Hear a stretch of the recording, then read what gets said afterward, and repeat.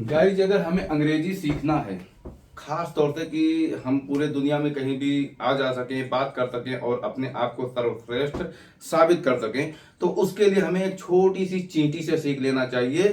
क्योंकि दुनिया में चींटी ही एक ऐसी चीज है जो इंसान के बाद में वो खाने को जो है, अनाज को और अपने जो है भूख को जो है मिटाने के लिए अनाज को खाने को संग्रहित करती है।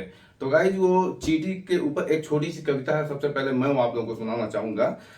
कि वो कविता ये है, लहरों से डरकर नौका पार नहीं होती, यानी कि लहरों से डरकर नौका पार नहीं होती और कोशिश करने वालों की हार नहीं होती। और नन्ही चींटी जब दाना लेकर चलती है तो चढ़ती दीवारों पे 100 बार फिसलती है।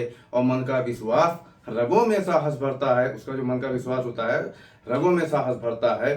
तो गाइस, मन का विश्वास रगों में साहस भरता है और चढ़कर गिरना और गिर कर चढ़ना न अखरता है।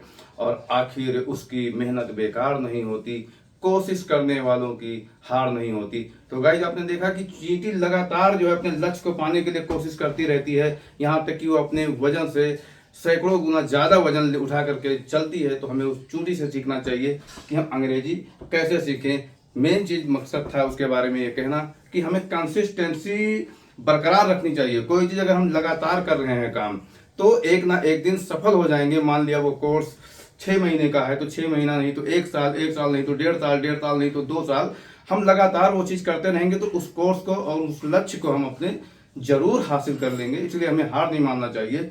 अब रहा सवाल कि हम अंग्रेजी कैसे सीखें। अंग्रेजी सीखना दुनिया में सबसे आसान है। जैसे मैंने कहा कि ठीक है, कैसे आसान है, वो 3 फार्मूले खास तौर से आपको अपने जो है अंदर ऐसे घोंट करके पी जाना है कि वो 3 फार्मूले क्या है जो मैं आप लोगों को बताना चाहूंगा। वो 3 फार्मूले, पहला चीज है 1 डजन फार्मूला। 1 डजन फार्मूला, एक तो एक मेरा ये हो गया। उसके बाद में दूसरा मेरा ऑक्टोपस फार्मूला, ऑक्टोपस फार्मूला। और तीसरा जो मेरा है वो बहुत ज्यादा इंपॉर्टेंट है। अगर उस पर आप जो है मेहनत करेंगे तो वो तुरंत का तुरंत जो है आप अंग्रेजी सीख जाएंगे। Friends formula. इन तीनों पे अगर आप जो है सिर्फ सिर्फ 2-2 मिनट मेहनत करते हैं, सिर्फ 2 मिनट। अब आप लोग सोच रहे हैं कि 2 मिनट में क्या हो सकता है, तो सिर्फ 2 मिनट के मेहनत से आप ज्यादा से ज्यादा 2 ही महीने में अंग्रेजी बोलना सीख जाएंगे। अब 1 डजन फार्मूला क्या है? 1 डजन फार्मूला जिस तरीके से टेंस 12 होते हैं, टेंस के अकॉर्डिंग पैसिव वॉइस 8 होते हैं, और आपके जो है मोडाल्स जो हो गए वो 13 होते हैं, इनके पैसिव वॉइस हो गए। तो इन्हीं सब चीजों पे, क्योंकि कोई भी जो है अंग्रेजी का शब्द सेंटेंस बनता है तो स्ट्रक्चर के बल पे बनता है। जैसे मैंने कहा कि वह जो है मैच खेल चुका है, ही हैज प्लेड, वह मैच खेल चुका है। चलो मैच लिख देते हैं, वह मैच खेल चुका है। अब हम इस 1 डजन फार्मूले के तहत इसको 1 डजन का मतलब जैसा कि नाम से ही पता चलता है कि 1 दर्जन, 1 दर्जन। तो हम इस एक सेंटेंस से पहले हम 12 सेंटेंस बनाने की कला सीखेंगे। जैसे वह मैच खेल चुका है, वह मैच नहीं खेल चुका है, तो यहाँ हैज के बाद में हम नॉट लगा देंगे। He has not played match, वह मैच नहीं खेल चुका है, ठीक है, या उसने मैच नहीं खेला है। तो और क्या वह मैच खेल चुका है, तो इस हैज को जो है हम लगाएंगे पहले, हैज ही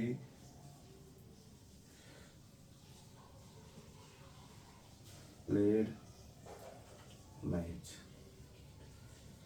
क्या वह मैच खेल चुका है, वह मैच क्यों खेल चुका है, why has he played match, वह मैच क्यों खेल चुका है, वह मैच क्यों नहीं खेला है, why has he not play the match. तो आप इस एक सेंटेंस से 12 सेंटेंस की कला सीखेंगे। ऑलरेडी मैं वीडियो बना चुका हूं कि एक सेंटेंस से हम 12 सेंटेंस कैसे बनाते हैं। तो गाइज यही सबसे इंपॉर्टेंट फार्मूला है कि पहले चीज जो है, अब इसमें 12 टेस्ट, तो 12 टेस्टों पे जो है आप हर एक से 12-12 जो है बनाएंगे।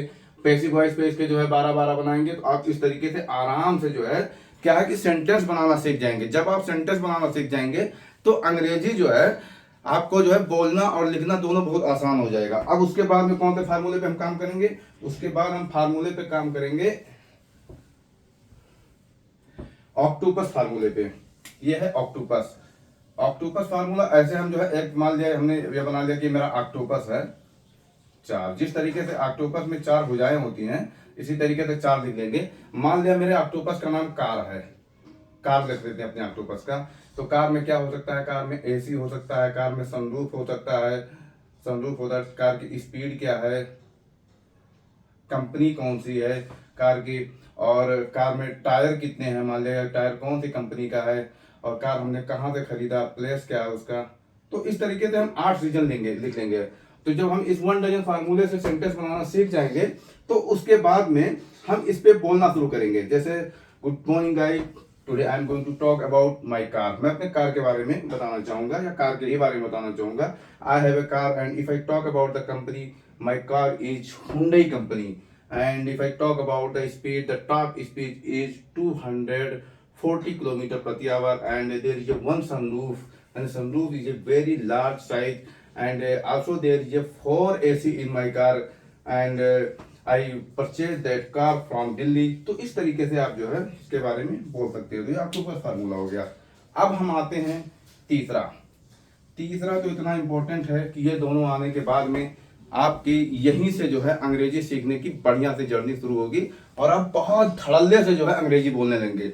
दुनिया में जितने भी निर्जीव चीजें हैं, चाहे वो पंखा हो, रोड हो, मोबाइल हो, कार हो, मार्कर हो, कुछ भी हो आपके सामने जो भी दिखता है उसको आप अपना दोस्त बना लिया करो। रोज डेली 1-2 दोस्त, 4 दोस्त ऐसे बना लिया करो। सपोज दैट आपका जो है दोस्त क्या है, रोड के किनारे पेड़ है, तो आप उस पेड़ से बात करो ऐसे अकेले में बैठ करके, या ऐसे गाड़ी पे है तो गाड़ी में बैठ के या खड़े होकर के 2 मिनट रुक जाया करो। उसे हाल चाल उसके लो, हाय पेड़, हाउ आर यू। तो फिर तुम ही जवाब दो, I am fine, and you, I am also fine. What are you doing here, आप यहाँ क्या कर रहे हो। आई एम रेस्टिंग हियर, मैं यहाँ पे आराम कर रहा हूँ।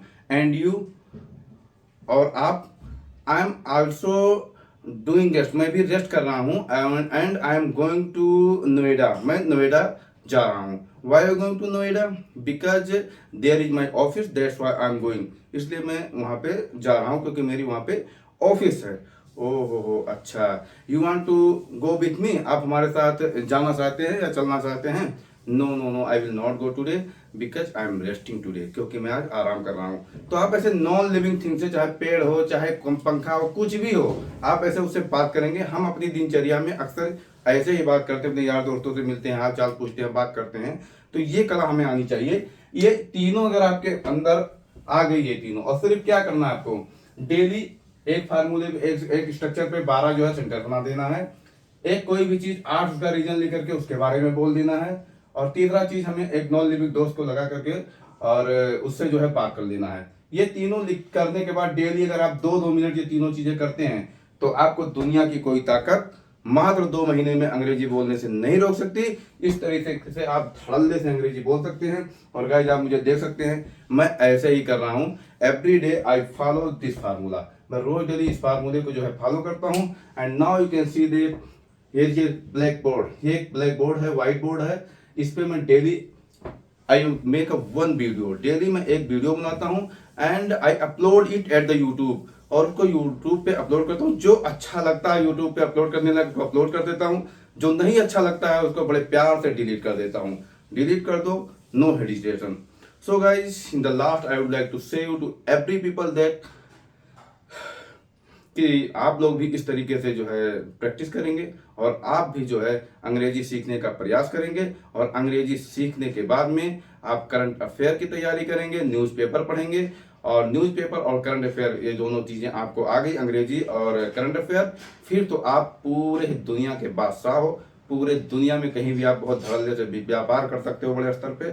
और जब आप व्यापार कर सकते हो बढ़िया से तो आपके पास पैसा ही पैसा होगा।